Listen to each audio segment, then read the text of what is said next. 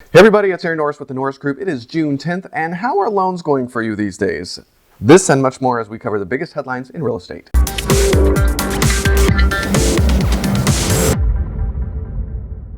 You do not want to miss the radio show and podcast this week. We are talking to Dennis Block. He's with the law firm Dennis P. Block and Associates, and he works a lot with the Apartment Owners Association. He's going to be sharing with us how to keep yourself out of trouble with the law, specifically with having to do with being a landlord. Don't miss that.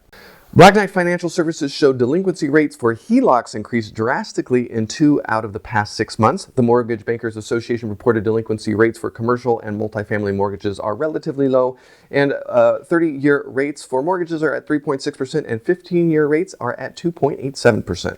The New York Fed survey of consumer expectations came out, and you're gonna love it.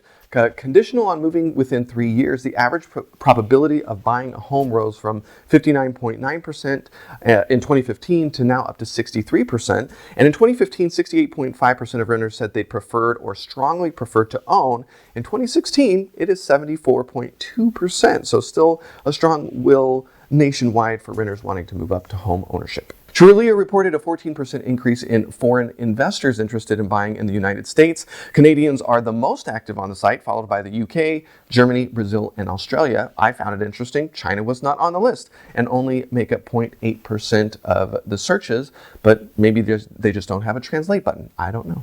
Republicans announced that they are rolling out their alternative to Dodd-Frank this week. It's called the Choice Act, or Creating Hope and Opportunity for Investors, Consumers, and Entrepreneurs. I see what you did. Focus on the investors and the entrepreneurs. Got it. All right. Their angle is empowering Americans and not Washington, D.C. bureaucrats, although Dodd-Frank was a little bit more about regulating Wall Street, but I digress. Legislation will be presented later this month and will include the end of tax-funded bailouts for financial institutions, give well-funded banks a break from onerous regulation that was set up by Dodd-Frank, and stricter penalties for fraud. No mention yet as of what will happen to CFPB, but I'm sure we'll find out later this month. In a story featuring our own Bruce Norris, he believes one of the big things holding back the real estate market is financing. It is really tough to get financing, and I know firsthand. I think 2 or 3 months ago, I told you I was refinancing 2 rentals with potentially ridiculous rates.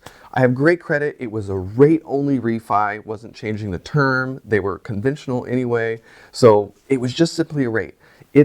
It's now June, and I finally had to send another email saying, I want nothing to do with you. Please back out of these loans. It was painful. One of the things was my fault. I was stupid enough to open a credit card in the middle of the transaction, but it was for $500, and I was to get a discount, because the more you buy, the more you save, right? Got the discount, paid it off within a month. The underwriters freaked out, even though I had plenty of money in the bank. I paid it off, showed proof. It held up the process for a full month. But this is where it gets weird. They were wanting me to approve paperwork that was completely wrong. So on a $99,000 loan, they wanted me to approve paperwork that said I needed to bring $64,000 to close, and it was saying the total to close was something, the payoff was $168,000. I had to tell them twice, this is the wrong paperwork, I'm not approving it. And they were saying, oh, just approve it, it's a mistake. I'm like, yeah, these are not the numbers. I'm done.